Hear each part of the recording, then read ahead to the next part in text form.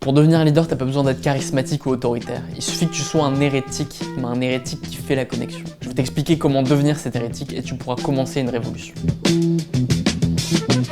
You will not be able to stay home, brother.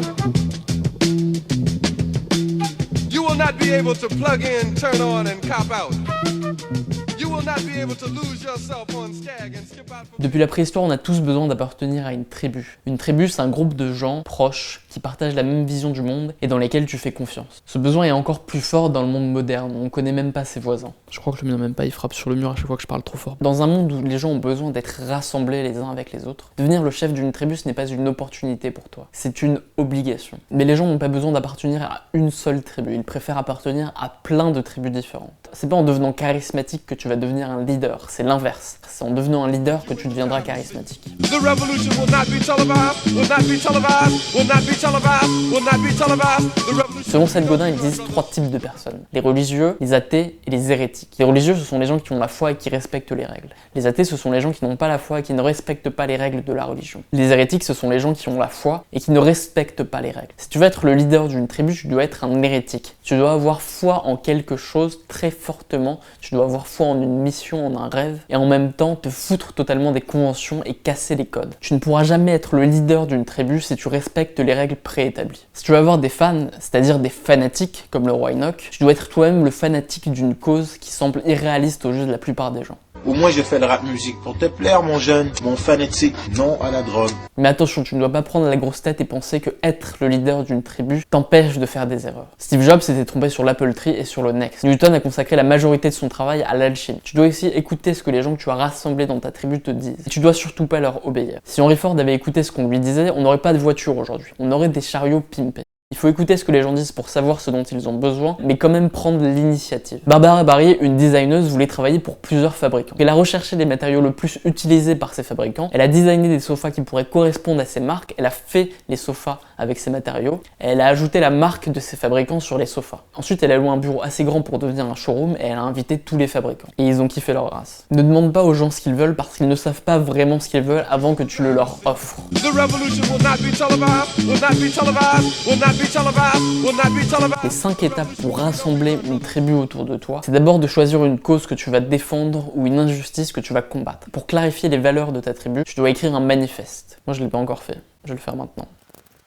Ensuite, tu dois t'exposer aux membres potentiels de cette tribu, en faisant des vidéos, en écrivant des articles, en produisant quelque chose que tu vas montrer au monde le plus tôt possible. Et tu dois communiquer et répondre aux gens qui rentrent en contact avec toi. Ensuite, tu dois laisser les membres de cette tribu communiquer entre eux. Tu dois prendre du recul et laisser faire des connexions entre eux. Parce que c'est ça qui fait la force de ta tribu. C'est pas sa taille, c'est pas ta puissance en tant que leader charismatique. Ce qui fait la puissance d'une tribu, c'est la densité des liens qui existent entre chaque membre. Pour ça, tu dois les laisser communiquer entre eux à travers des commentaires, à travers un forum, à travers des événements réels pendant lesquels ils pourront se rencontrer. Si ce réseau devient dense, même sans être très grand, il aura beaucoup plus d'influence sur le monde et tu pourras commencer une vraie révolution et changer les choses. Tu dois laisser l'opportunité à quelques personnes de devenir des micro-leaders, c'est-à-dire des gens qui vont inspirer des sous-groupes à l'intérieur de la grande tribu. Tu ne dois pas être attaché au statut de chef ultime, parce que ce qui compte, c'est la cause que tu défends. Une tribu, ce n'est pas une armée. N'importe quel membre de ta tribu peut partir à n'importe quel moment, même le jour de Pâques. Et ce n'est pas en étant un dictateur autoritaire que tu dirigeras mieux cette tribu. Quatrièmement, tu dois oublier l'argent. Quand tu crées une tribu, dans un premier temps, ce qui compte, c'est la croissance de cette tribu. Si tu te concentres trop tôt sur l'argent, au-delà de ce qui est nécessaire pour survivre, tu vas ralentir la croissance de cette tribu et tu mineras tes chances de changer les choses. Cinquièmement, tu dois mesurer les progrès de ta tribu. Tu dois savoir précisément combien de nouveaux membres tu as chaque jour. Le plus important, c'est d'avoir 1000 vraies femmes. Il suffit de 1000 personnes qui adorent vraiment ce que tu fais et qui sont prêts à acheter ce que tu fais ou à se déplacer, à agir pour défendre la cause que tu défends, pour qu'il y ait un effet boule de neige qui fait que tu impacteras le monde d'une manière durable. The revolution will not be televised, will not be televised, will not be televised, will not be televised. The revolution will be no rerun, brothers. The revolution will be live. Tu dois comprendre qu'une tribu est un média plus efficace que la télévision ou que le journal. On ne croit plus ce que la télé ou la radio nous racontent. On croit d'abord ce que nos proches, c'est-à-dire les membres d'une même tribu que nous rapportent. Si tu as accès à une tribu, à un réseau de 1000 personnes qui partagent la même cause que toi, tu auras accès aux meilleurs médias possibles. Tu n'auras même pas besoin d'acheter de la pub pour publier ton message, mais en plus ton message sera transmis de manière beaucoup plus puissante.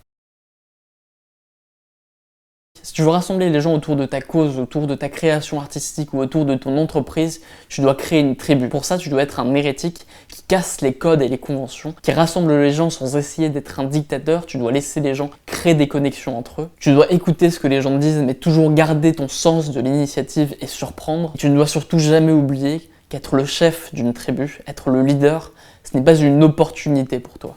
C'est une obligation pour rassembler les gens. J'écris le manifeste d'autodisciple. Vous venez de voir la 16e vidéo de mon projet 30 jours, 30 livres, où je me donne pour objectif de lire 30 livres en 30 jours et de les résumer chaque jour sur ma chaîne YouTube. Partagez la vidéo avec un ami si vous voulez lancer une révolution, défendre une cause. Et inscrivez-vous à la lettre si vous voulez recevoir des conseils gratuitement chaque semaine par écrit, 5 ou 10 lignes de conseils sur l'autodiscipline et la productivité et la créativité. C'est un brouillon. Manifeste d'autodisciple. Vous êtes prêts? Vous dites ce que vous en pensez. Pour être ton propre maître, tu dois être ton propre esclave. Petit 1, pour être ton propre maître, tu dois... 1. Pour être ton propre maître, tu dois être ton propre esclave. Pour être ton propre maître, tu dois d'abord être ton propre esclave. 2. Développe un mode de vie tellement sain qu'il est malsain. Non. Sois tellement sain que c'est malsain. Que ça en devient malsain. Et un mode de vie tellement sain. Voilà. Et un mode de vie sain au point d'être malsain. Au point d'en être malsain. Bah, bref, je vais le réécrire, ça c'est un peu... Développe un mode de vie tellement sain. Développe un mode de vie soit sain au point d'en être malsain. C'est bien ça, soit sain au point. Bref, petit 3. Sois vraiment normal. Le fonctionnement normal du corps humain n'est pas adapté... Pardon, 3. Sois vraiment normal. Le fonctionnement normal du corps humain est inadapté à la drogue, aux féculents et au salaire mensuel. Ça, c'est inspiré de Nassim Taleb. Du livre qui s'appelle Le lit de Procuste, que je résumerai plus tard. Pour l'instant, je lis Grain Brain, je le résumerai dans la prochaine vidéo, qui est un livre sur l'alimentation, justement. Et voilà, j'espère que ça vous a plu. On se retrouve bientôt, partagez la vidéo si vous avez aimé, créez une tribu autour de vous, créez des fanatiques, et passez une très bonne journée. Tchuss.